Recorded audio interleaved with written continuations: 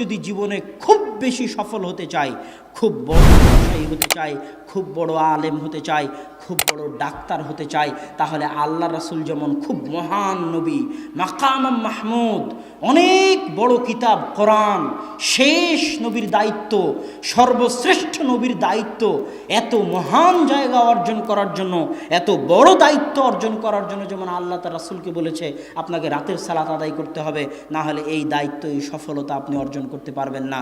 ঠিক প্রত্যেক মানুষের ক্ষেত্রেও মানুষ যদি নিজ নিজ জীবনে বড় সফলতা অর্জন করতে চায়, খুব বড় পর্যায়ে পৌঁছতে চায়, তাহলে রাতের সালাতের বিকল্প নাই। রাতের সালাত আপনাকে অনেক দুদিনের মধ্যে কোনো কল্যাণ নাই, সকল কল্যাণ নিহিত আছে সকালে, সকল কল্যাণ, সকল বরকত নিহিত আছে সকালে। আল্লাহ রাসূল বলতেছেন ইন্নাল্লাহা জাআলা লিহাদিহিল উম্মাতাল বারাকাতা ফি বুকুরিয়া, আল্লাহ আমার উম্মতের জন্য বরকত রেখেছেন সকালে, আল্লাহ আমার উম্মতের জন্য বরকত রেখেছেন সকালে। ইবনুল কাইয়িম রাহিমাহুল্লাহ বলতেছেন আমরা সালাফে সালিহিনকে দেখেছি লা ইয়ানামুনা বা'দা সালাতিল ফজরি, আমরা সালাফে সালিহিনকে দেখেছি তারা ফজরের সালাতের পরে কখনোই ঘুমাতেন না। হাত্তা ফিস সিদ্দাহ ওয়া ফিস সাফার, যদিও তারা কঠিন অবস্থার মধ্যে থাকেন না কেন, কঠিন সফরে থাকেন না কেন, সফরে থাকলেও রাত জেগে কাজ করলেও তাদেরকে আমি ফজরের পরে ঘুমাতে দেখিনি। ইয়ান্তাযিরুনা ইলা তুলুইশ শামস, সালাফে সালিহিনকে দেখেছি যদি তাদেরকে ঘুমাতেই হয় রাত্রি জাগরণের কারণে, রাতে কঠিন ও কঠোর পরিশ্রম করার কারণে, তাহলে তারা সূর্য ওঠা পর্যন্ত অপেক্ষা করতেন, সূর্য উঠে যাওয়ার পর ঘুমাতে।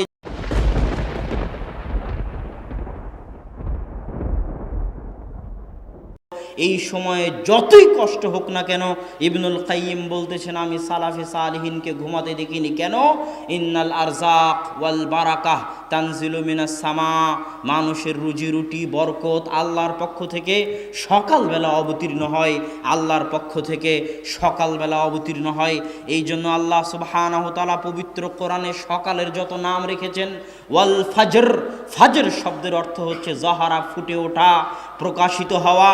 আল্লাহ সুবহানাহু ওয়া তাআলা পবিত্র কোরআনে সকালের নাম দিয়েছেন ওয়াস-সুবহি ইযা আসফার, সুবহ আরবিতে বলা হয় সাবহা ওয়াজহুহু, যখন কোনো বাচ্চার চেহারা সুন্দর হয় তখন তাকে বলা হয় সাবহা ওয়াজহুহু, তার চেহারা আলোকিত হয়ে উঠেছে, সেটার নাম আল্লাহ ফজরের নাম, সকালের নাম দিয়েছেন ওয়াস-সুবহ।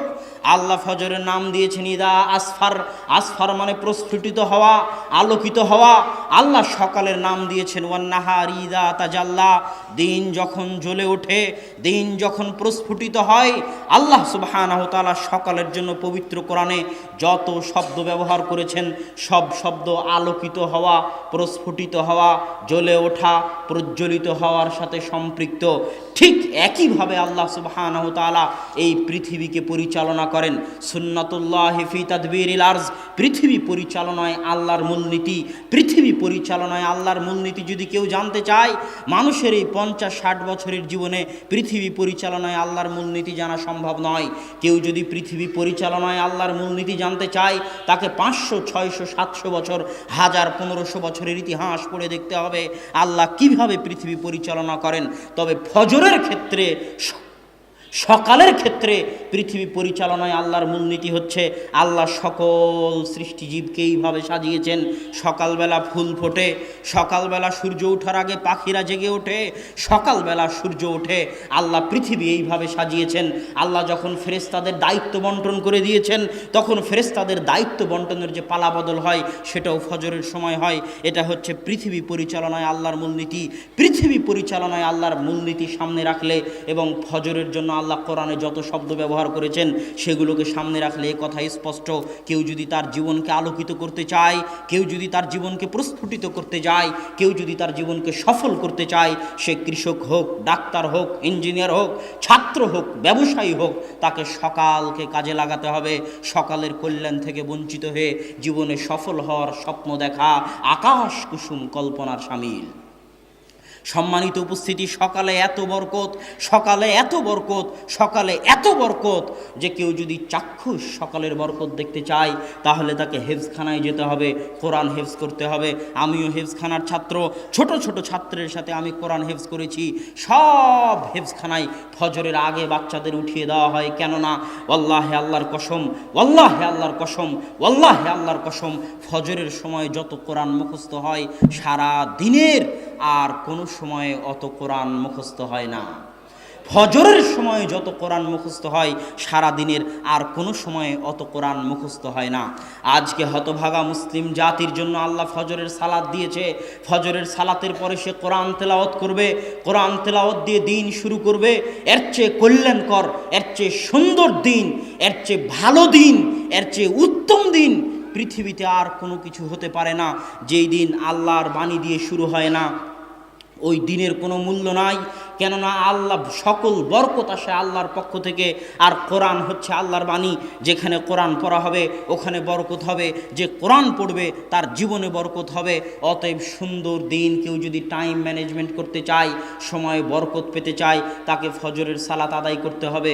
ফজরের সালাতের পর ঘুমানো যাবে না, কোরআন পড়ার মাধ্যমে দিন শুরু করতে হবে। আপনি দোকানদার হন, ব্যবসায়ী হন, কৃষক হন, শ্রমিক হন, ইঞ্জিনিয়ার হন, ডাক্তার হন, আপনার জীবন বরকত দিয়ে ভরে যাবে। কথা আমার নয়, আল্লাহ রাসূলের। সাহাবী সাখর আল গামিদি বলতেছে, আমি হাদিস শোনার পর, আল্লাহ রাসূলের এই হাদিস শোনার পর যে সকালে বরকত রয়েছে, আমার ব্যবসায়িক কার্যক্রম আমি সকালে শুরু করতাম ফজরের সালাতের পর কোরআন তেলাওয়াত করার মাধ্যমে। না ঘুমিয়ে আমি আমার ব্যবসায়িক কার্যক্রম শুরু করতাম। অল্প দিনের মধ্যে আমি দেখি আমার ব্যবসায় উত্তরোত্তর উন্নতি আর উন্নতি, উন্নতি আর উন্নতি। আমার ব্যবসায় আমি কোনো লস এবং লোকসান খুঁজে পাইনি। আর এখনকার যুগে ইহুদি খ্রিস্টানদের উদাহরণ না দিলে মুসলমানদের মন শান্ত হয় না। এই জন্যই তো মুসলমানেরা কোরআন পড়ার পরও বিজ্ঞানের সাথে মিলাতে চায়। আর আমি কোরআনকে বিজ্ঞানের সাথে মিলানোর খুব বিরোধী। ওই যে যখন আবু বকর রাদিয়াল্লাহু তাআলা আনহু মেরাজে বিশ্বাস করেছিল, তখন আবু বকর কি মেরাজকে বিজ্ঞানের সাথে মিলিয়েছিলেন? কথা বলেন, বিজ্ঞানের সাথে মিলিয়েছিলেন? আবু বকর বলেছিলেন, যদি মুহাম্মদ বলে থাকে মেরাজে গেছেন সাল্লাল্লাহু আলাইহি ওয়াসাল্লাম, সামি'না ওয়া আমান্না, আমি আবু বকর সাথে সাথে ঈমান আনলাম, কেননা মুহাম্মদ মিথ্যা বলতে পারে না। এর নাম কোরআন এবং হাদিস। কোরআন এবং হাদিসে যা আছে সেটাই সত্য, বিজ্ঞান মিথ্যা হয়ে যেতে পারে। কোরআন এবং হাদিসের যদি আজ বিজ্ঞান বিরোধিতা করে তাহলে সেটা মিথ্যা। 10 দিন 15 দিন পরে হয়তো বিজ্ঞান কোরআন এবং হাদিসের পক্ষেই কথা বলবে। তবুও যেহেতু মানুষের মন টানে না, সেহেতু আমি বলতেছি, একজন খ্রিস্টান লেখক একটা বই লিখেছে, মিরাকেল মর্নিং, সকালের জাদু। তিনি বলতেছে, মানুষ যদি দুনিয়াতে জাদু দেখতে চায়, বাজার ঘাটে জাদু দেখে মানুষ বাস্তব কোনোদিন জাদু দেখতে পাবে না। কিন্তু মানুষ যদি বাস্তবে জাদু দেখতে চায় তাহলে তাকে সকালকে কাজে লাগাতে হবে। পৃথিবীতে বাস্তব জাদু সকালে আছে, পৃথিবীতে বাস্তব জাদু সকালে আছে, পৃথিবীতে বাস্তব জাদু সকালে আছে। ফজরের পর কোরআন তেলাওয়াত দিয়ে কাজ শুরু করলে সকাল 10টার মধ্যে কাজ শেষ হয়ে যাবে, কাজ আর বাকি থাকবে না, করার মতো কোনো কাজ খুঁজে পাবেন না। এর নাম সকালের বরকত। তিনি ওই বইয়ের মধ্যে লিখেছেন, পৃথিবীতে বর্তমান যত ব্যবসায়ী আছে যারা বড় ধরনের ব্যবসা করে, বিল গেটস হোক আর মুকেশ আম্বানি হোক আর ফেসবুকের প্রতিষ্ঠাতা হোক, আপনারা গুগলে গিয়ে তাদের নাম লিখে সার্চ দিবেন যে কখন তারা ঘুম থেকে উঠে, আপনি আশ্চর্য হলেও দেখবেন আপনারা মুসলমান হয়ে, আমি আপনি মুসলমান হয়ে ফজরের পরে আলিশান ঘুম দেই, আমি আপনি মুসলমান হয়ে ফজরের জামাত কাজা করে সৌদি আরবের মাটিতে পর্যন্ত সকাল 10টার আগে সকাল শুরু হয় না মুসলমান হওয়ার পরেও। সবাই ঘুমিয়ে থাকে, 90% মুসলমান ঘুমিয়ে থাকে। অথচ এই খ্রিস্টানদের নাম আপনি গুগলে সার্চ দিয়ে দেখিয়েন তাদের সকাল কখন শুরু হয়। মুসলমানদের যখন ফজরের সালাতের সময় তখন তাদের সকাল শুরু হয়, কেননা তারা জানে সকল সফলতার চাবিকাঠি, সকল সফলতার মৌলিক উৎস হচ্ছে সকাল, সকল সফলতার চাবিকাঠি হচ্ছে ফজর, সকল সফলতার চাবিকাঠি হচ্ছে ফজর। এই জন্য আল্লাহ বলেছেন, ফাইদা কুজিয়াতিস সালাত ফান্তাশিরু ফিল আরজ, দুনিয়ার মানুষ যখন ফজরের সালাত শেষ হয়ে যায় তোমরা আল্লাহর জমিনে ছড়িয়ে পড়ো, আবতাগু মিন ফাজলিল্লাহ, আল্লাহর জমিনে ছড়িয়ে পড়ে আল্লাহর দয়া, আল্লাহর রহমত, আল্লাহর রিজিক অনুসন্ধান করো। কেননা ফজরের পরে আল্লাহ সুবহানাহু তাআলার রিজিক, আল্লাহ সুবহানাহু তাআলার দয়া পৃথিবীতে অবতীর্ণ হয়। অতএব সময়কে যদি কেউ কাজে লাগাতে চায় তাহলে তাকে 5 ওয়াক্ত সালাত, বিশেষ করে ফজরের সালাত আদায় করতে হবে। যে 5 ওয়াক্ত সালাত নিয়মিত আদায় করে না, তার জীবনটা হচ্ছে অনিয়ন্ত্রিত, তার জীবনের কোনো রুটিন থাকে না। আর যদি 5 ওয়াক্ত সালাত আদায় করেন, আপনার জীবন, আপনার দিন একটা ট্রাক, একটা লাইনের উপর থাকবে। ফজরের সালাত দিয়ে দিন শুরু হবে, ফজর থেকে জোহর বিশাল সময়, এই সময়ের মধ্যে অনেক কিছু করতে পারবেন। জোহর থেকে আসর পর্যন্ত বিশ্রাম নেবেন। এইভাবেই আল্লাহ সালাতগুলো সাজিয়ে দিয়েছে। আসর থেকে আবার নতুনভাবে কাজ করার উদ্যম তৈরি হবে। আসর থেকে মাগরিব পর্যন্ত কাজ করবেন, মাগরিব থেকে এশা পর্যন্ত কাজ করবেন, এশার পরে এশার সালাত দিয়ে দিন শেষ করবেন, তারপরে ঘুমাতে যাবেন। এই যে আমি যদি শুধু সালাত ঠিকমতো আদায় করি, আমার সারা দিন নিয়ন্ত্রণ হয়ে যাবে। টাইম ম্যানেজমেন্টের জন্য সালাতের চাইতে বড় মাধ্যম পৃথিবীতে আর নাই। যারা জীবনে সফল হতে চায় তারা সালাত আদায়ের মাধ্যমে নিজেদের সময়কে কাজে লাগাক, তারা সফল হবেই হবে ইনশাআল্লাহ। সম্মানিত উপস্থিতি, সময়ে বরকত কিভাবে হবে? আজকে সময়ে বরকত নাই, এটা কি বুঝতে পারেন? এখনকার যুগে সময়ে বরকত নাই, এটা কি বুঝতে পারেন? সময়, মাস, দিন দ্রুত পার হয়ে যাচ্ছে, কারো সময়ে বরকত নাই। একদিন, এক সপ্তাহ, এক বছর কোনো কাজ ছাড়াই, আপনি একটু ভাবেন তো গত এক বছর আপনি কি কাজ করেছেন যা দেশ জাতি এবং ইসলামের উপকার দিবে? গতকাল আপনি সারাদিন কি এমন কাজ করেছেন যা দেশ জাতি এবং ইসলামের, আপনার নিজের জন্য মৃত্যুর পর উপকার দিবে? কোনো কাজ খুঁজে পাবেন না। এইভাবেই দিন পার হয়ে যাচ্ছে সবার, সব মানুষের। এই জন্য আল্লাহ বলেছে ওয়াল আসর ইন্নাল ইনসানা লাফি খুসর। সব মানুষ সময় নষ্ট করে, সব মানুষ ধ্বংসের মধ্যে, ক্ষতির মধ্যে নিমজ্জিত। সময়ের বরকত উঠে গেছে। অথচ আমাদের সালাফে সালেহিন, তাদের জীবনে সময়ের কত বরকত ছিল, কত বরকত ছিল, বেহিসাব বরকত ছিল তাদের জীবনে। স্বয়ং আল্লাহ রাসূল মাত্র 23 বছরের জীবনে সারা পৃথিবীতে বিপ্লব তৈরি করেছেন, আর আমরা 30-40 বছরও কিছু করতে পারি না। ইমাম নববী রাহিমাহুল্লাহ মাত্র 37-38 বছর বয়সে মারা গেছে, অথচ তার এমন কোনো বই নাই যে বই মুসলমানদের ঘরে স্থান পায়নি। অল্প বয়সে মারা গেছেন, অথচ এত খিদমত করে গেছেন। আল্লাহ তাদের সময়ে বরকত দিয়েছিল। আমাদের সময় হচ্ছে বরকতহীন সময়। কেউ যদি সময়ে বরকত পেতে চায় তাহলে কয়েকটি কাজ জরুরি। এক, সময়ে বরকত পাওয়ার জন্য জরুরি হচ্ছে আল্লাহ সুবহানাহু তাআলাকে স্মরণ করা, আল্লাহ সুবহানাহু তাআলার জিকির করা। আল্লাহ সুবহানাহু তাআলার স্মরণ করা এত বড় ইবাদত, এত বড় ইবাদত, এত বড় ইবাদত যে আল্লাহ সুবহানাহু তাআলা বলছেন, ইউনুস যদি মাছের পেটে আমাকে স্মরণ না করত তাহলে আমি ইউনুসকে কিয়ামত পর্যন্ত মাছের পেটে রেখে দিতাম। আল্লাহকে স্মরণ করা এত বড় ইবাদত, আল্লাহকে স্মরণ করা এত বড় ইবাদত। আল্লাহ বলছেন ফাযকুরুনি আযকুরুকুম।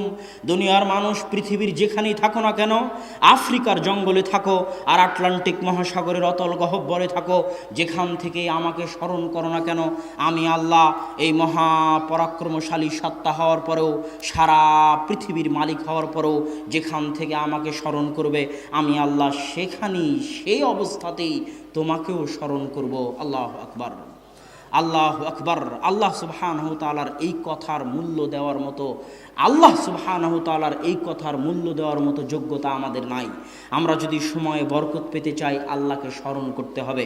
দলিল, ফাতেমা রাদিয়াল্লাহু তাআলা আনহা যখন আল্লাহ রাসূলকে বললেন, আল্লাহ রাসূল, আমার হাত ওই আটা পিষার জন্য ওই জাতা ঘুরাতে ঘুরাতে আমার হাত ঘা হয়ে গেছে, হাতে ব্যথা হয়ে গেছে, হাত লাগে, হাত ব্যথা হয়ে গেছে, চামড়া জড়সড় হয়ে গেছে, আপনি আমাকে একটা খাদেম দিন।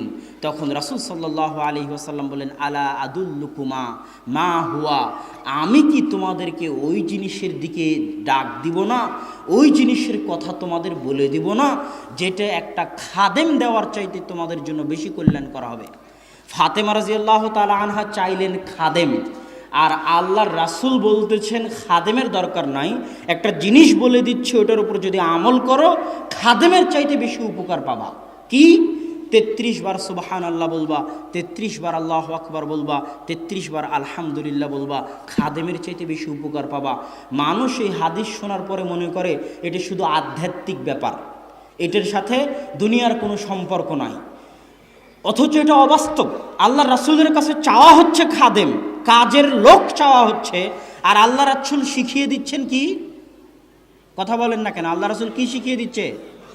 জিকির শিখিয়ে দিচ্ছে। এটা অবাস্তব কিছু নয়, এটা বাস্তব। যে যদি ফাতেমা জিকির করে তাহলে ফাতেমা তার অভ্যন্তরে এমন শক্তির অনুভব করবে, তার সময়ে এমন বরকত পাবে, তার শরীরে এমন শক্তির অনুভব করবে যে খাদেমের আর প্রয়োজন হবে না, খাদেমের চাইতেও বেশি সে কাজ করতে পারবে শুধু জিকিরের মাধ্যমে। আল্লাহু আকবার। অথচ মানুষ এই হাদিসটা সঠিকভাবে বুঝতে চায় না। এই জন্য ইবনে তাইমিয়া রাহিমাহুল্লাহ, ইবনুল কাইয়িম বলতেছেন, ইবনে তাইমিয়া রাহিমাহুল্লাহ ফজরের পর থেকে নিয়ে 8টা 9টা 10টা পর্যন্ত আল্লাহ সুবহানাহু ওয়া তাআলার জিকির করতেন একা একা। তো একদিন অনেক দেরি হয়ে গেছে, তখন ইবনুল কাইয়িম বললেন, আপনি সকালের নাস্তা করবেন না? তখন ইবনে তাইমিয়া বললেন, এটাই ছিল আমার সকালের নাস্তা। আমি ফজরের পর থেকে যদি এই 2-3 ঘন্টা আল্লাহ সুবহানাহু ওয়া তাআলাকে স্মরণ না করতাম, তাহলে আমার পেট, আমার অন্তর, আমার আত্মা ভর্তি হতো না, আমি সারাদিনে কিছু শান্তি মতো করতে পেতাম না। মানুষের যেমন পেটের খাবার লাগে, মানুষের তেমন আত্মার খাবার লাগে, কিন্তু মানুষ বুঝে না। আমি যখন বক্তব্যে এই কথাটা বলি তখন মানুষ আশ্চর্য হয় যে তাহাজ্জুদের সালাত আবার সফলতার মাধ্যম। জি, তাহাজ্জুদের সালাত সফলতার মাধ্যম। দলিল আল্লাহ সুবহানাহু ওয়া তাআলা কোরআনে বলছে, ইয়া আইয়ুহাল মুযাম্মিল কুমিল লাইলা ইল্লা কালিলা নিসফাহু আও ইনকুস মিনহু কালিলা আও জিদ আলাইহি ওয়া রাত্তিল কুরআনা তারতিলা ইন্না সানুলকি আলাইকা কওলান সাকিলা। হে চাদর যে মুড়িয়ে আছো, উঠো, রাত্রে সালাত আদায় করো, অল্প হলেও করো, অতি কম পরিমাণ হলেও তুমি রাত্রে সালাত আদায় করো। কেন কেন রাত্রে সালাত আদায় করতে হবে? ইন্না সানুলকি আলাইকা কওলান সাকিলা, আমি অচিরেই তোমার উপর এত কঠিন, এত ভয়াবহ, এত গুরুত্বপূর্ণ দায়িত্ব দিতে যাচ্ছি, যেই কঠিন গুরুত্বপূর্ণ দায়িত্ব তুমি পালন করতে পারবে না যদি না তুমি রাত্রে সালাত আদায় করো। আর এক আয়াতে আল্লাহ সুবহানাহু ওয়া তাআলা বলছে, ওমিনাল লাইলি ফাতাহাজ্জাত বিহি নাফিলাতাল লাক আসা আইয়াবআসাকা রাব্বুকা মাকামান মাহমুদা। রাত্রে তাহাজ্জুদের সালাত আদায় করুন, কেননা আপনার প্রতিপালক আপনাকে অনেক উঁচু মর্যাদা দিতে চান, আর ওই উঁচু মর্যাদা পেতে চাইলে রাত্রে সালাত আদায় করতে হবে। এই দুটো আয়াত দিয়ে আমি আপনাকে বলতে চাচ্ছি, কেউ যদি জীবনে খুব বেশি সফল হতে চায়, খুব বড় ব্যবসায়ী হতে চায়, খুব বড় আলেম হতে চায়, খুব বড় ডাক্তার হতে চায়, তাহলে আল্লাহ রাসূল যেমন খুব মহান নবী, মাকাম মাহমুদ, অনেক বড় কিতাব কোরআন, শেষ নবীর দায়িত্ব, সর্বশ্রেষ্ঠ নবীর দায়িত্ব, এত মহান জায়গা অর্জন করার জন্য, এত বড় দায়িত্ব অর্জন করার জন্য যেমন আল্লাহ তার রাসূলকে বলেছে আপনাকে রাতের সালাত আদায় করতে হবে, না হলে এই দায়িত্ব, এই সফলতা আপনি অর্জন করতে পারবেন না। ঠিক প্রত্যেক মানুষের ক্ষেত্রেও মানুষ যদি নিজ নিজ জীবনে বড় সফলতা অর্জন করতে চায়, খুব বড় পর্যায়ে পৌঁছতে চায়, তাহলে রাতের সালাতের বিকল্প নাই।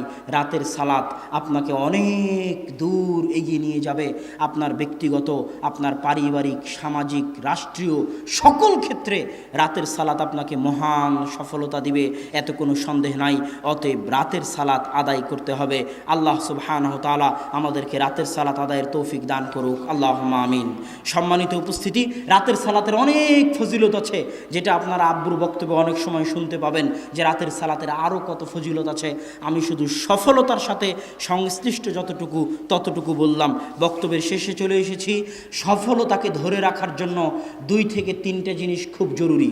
সফল আপনি সময় কাজে লাগালেন, সময়ে বরকত হলো, রাতে সালাত আদায় করলেন, সফল হচ্ছেন, কিন্তু এই সফলতাকে ধরে রাখতে হলে কয়েকটা জিনিস লাগবে। 1 দোয়া, 2 সবর, 3 বদ নজর, মানুষের হিংসা থেকে হেফাজত। আমি শেষটা দিয়ে শুরু করি। এই যে আব্বু বক্তব্যের আগে বলল, আমরা বাসায় অনেক সময় আলোচনা করি, আব্বুকে এভাবে বলতে নিষেধ করি, কেননা এমনিতেই আমাদের উপর মানুষের বদনজর এবং হিংসার অভাব নাই। তারপরেও যখন আব্বু এভাবে বলে, তখন কতজনের অন্তরে যে কত কি হয়, কতজনের অন্তর থেকে যে বদনজর এবং হিংসা বের হয়, তা আল্লাহ সুবহানাহু ওয়া তাআলা জানে। আর আল্লাহর রাসূল বলেছে, তাকদীরকে যদি কোনো কিছু পরাজিত করতে পারত, তাহলে মানুষের বদনজর পরাজিত করতে পারত। বদনজর অনেক ভয়াবহ জিনিস, বদনজর অনেক ভয়াবহ জিনিস। জীবিত মানুষকে কবরে ফেলে দিতে পারে বদনজর, আল্লাহর রাসূল বলেছেন। জীবিত মানুষকে মৃত বানিয়ে দিতে পারে বদনজর, আল্লাহর রাসূল বলেছেন। বদনজর অনেক ভয়াবহ জিনিস। আপনি যখনই সফল হবেন, তখনই মানুষের হিংসা, মানুষের বদনজরের শিকার হবেন। ইমাম বুখারী বলছে, যখন তুমি আলেম হয়ে যাবে, তখন তুমি অন্য আলেমের হিংসার শিকার হবে। ইমাম বুখারীর কথা, যখন তুমি আলেম হয়ে যাবে, তখন অন্য আলেমের হিংসার শিকার হবে। হিংসা এবং বদনজর ভয়াবহ জিনিস, এটা থেকে বাঁচার চেষ্টা করতে হবে।